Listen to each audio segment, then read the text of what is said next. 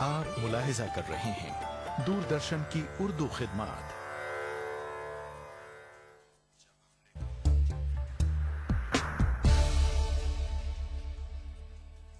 हम कलाम में आज हम बात कर रहे हैं अनीता सिंघवी साहिबा से, क्लासिकल सिंगर, गज़ल सिंगर, सूफियाना शायरी को पसंद करने वाली सूफियाना और क्लासिकल सिंगर।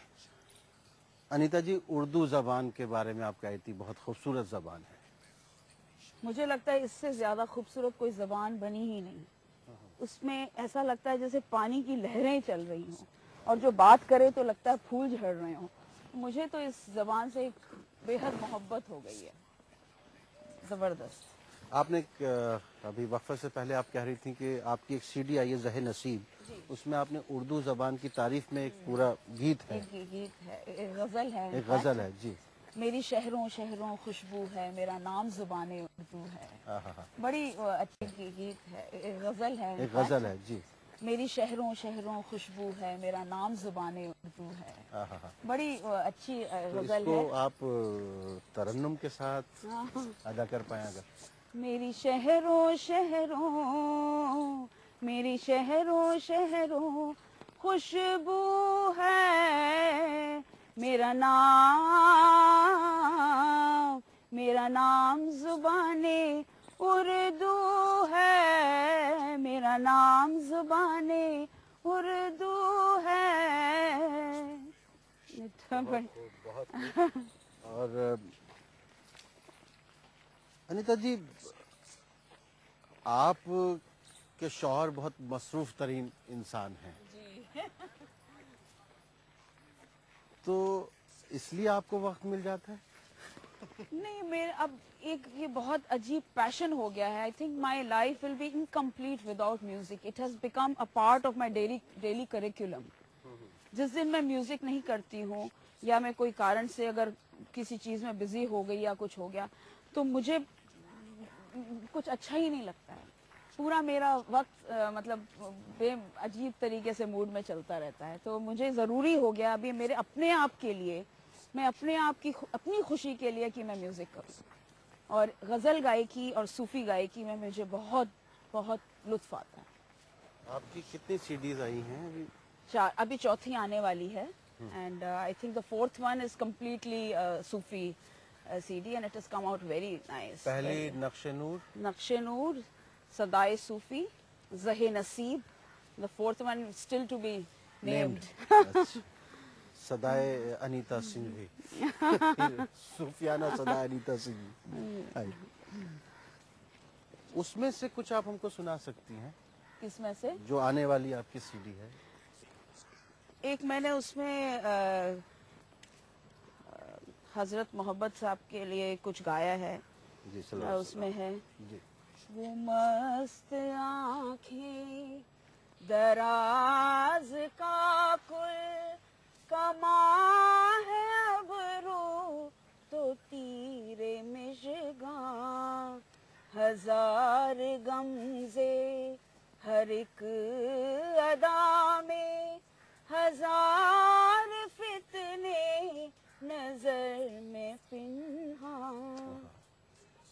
वो जुल्फ़े शबगूं है कुफ्र सामा, वो रूए अनवर है नईमा, नजर में उसकी भरा है जादू, बचाऊं कैसे मैं अपना ईमान, वो मस्त आँखें। अनीता जी, ये ख्याल जहन में आ रहा है कि बहुत से लोग होते हैं जिनका एक पेशा है गायकी और वो अपनी ज़िंदगी गुजारने के लिए गाते हैं, अपना उससे खर्च निकलता है उनका। आपके साथ ये बात नहीं महसूस होती है? जी नहीं, मैं म्यूजिक कोई किसी और रीजन से, मकसद से नहीं करती हूँ। ये मेरा एक जुनून है, ये एक पैशन है मेरी ज़िंदगी में जिसको मुझे करना मेरे लिए निहायत ज़रूरी है। और मैं इस पे कोई चीज़ के लिए डिपेंड नहीं करती हूँ वेदर मुझे शोहरत मिलेगी या मैं कहाँ पहुँचूँगी।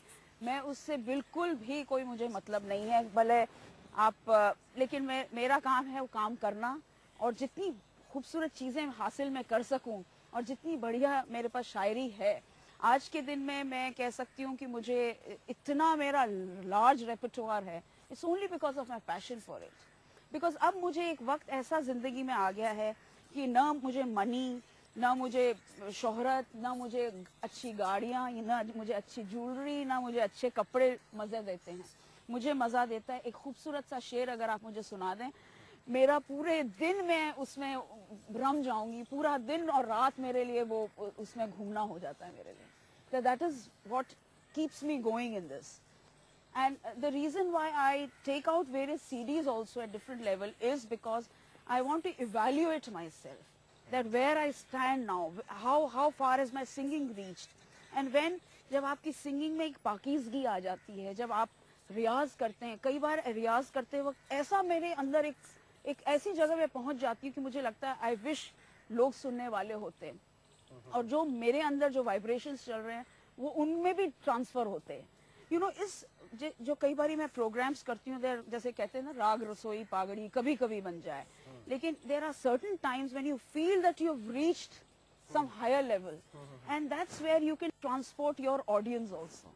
And वो मुझे सबसे मजे का वक्त लगता है जब मेरी ऑडियंस के वो लोग उसमें रम जाते हैं। हमें तो लग रहा है वो वक्त यही है।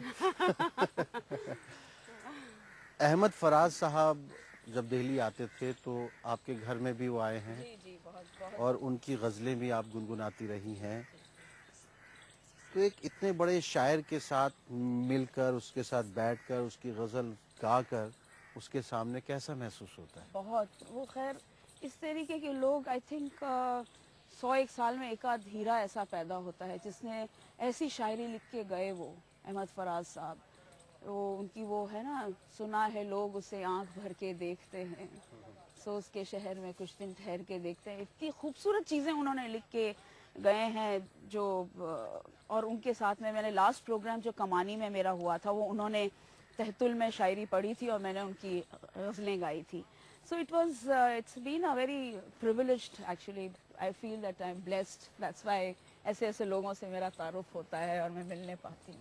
आज के दौर की जो गायकी है, जैसे हमारे यहाँ हम टेलीविज़न पे जो रियलिटी शोज़ वगैरह हैं उनमें हर हफ्ते नए गायक बनते और बिगड़ते देखते हैं, और ये महसूस होता है कि बस अब इनका दिन है, ये आ गया, उसके बाद वो नज़र नहीं आते जी। और आपको कहीं हमने वहाँ देखा नहीं करेगी।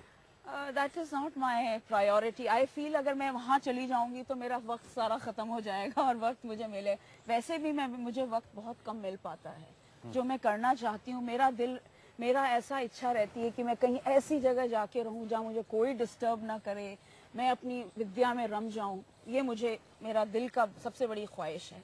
और मुझे लगता है ये reality shows and all these things, there the जजेस, नाइदर द जजेस आर, उनको भी बहुत कम लोग हैं जो मतलब उनको जज कर सकते हैं। उनमें भी वो इल्म नहीं है जो कि आप उनको कह सकें कि आप ठीक हैं और आप ठीक नहीं हैं। But they are very talented children there. They sing beautifully. अगर उनको सही गाइडेंस मिले तो वो बहुत कुछ कर सकते हैं, लेकिन ना उनको वो फिल्मी वही वाला गीत गाकर वो वहीं तक महदूद रह जाते हैं, उससे आगे बढ़ ही नहीं पाते। कॉपी कैट एकदम। Yeah, it's very sad actually. They're very talented people, but उनका कुछ ऐसी रिस्पॉन्सिबिलिटी हो, स्पॉन्सरशिप हो कि इस बच्चे की जिम्मेदारी हम लेते हैं, हम इसको यहाँ तक पहुँचाएंगे, और वो भी ऐसे उस्ताद से उसकी गाइडेंस दिलवाएं और फिर उसका रियाज करवाएं, तब तो वो बनेगा कुछ, तब हमारी देश के लिए वो हीरा बन सकता है। अदरवाइज क्या है, भीड़ में बहुत आते हैं, बहुत गाते हैं, चले जाते हैं, और वो रियलिटी शोज में भी पैसा बनता रहता है, चलता रहता है। चलिए नाज़रीन, यहाँ वक्त है एक और मुख्तसर वक्फे का, उसके बाद हम लौट कर आएंगे, अनीता जी से कुछ सुनेंगे, मगर इस मुख्तसर वक्फे के बाद।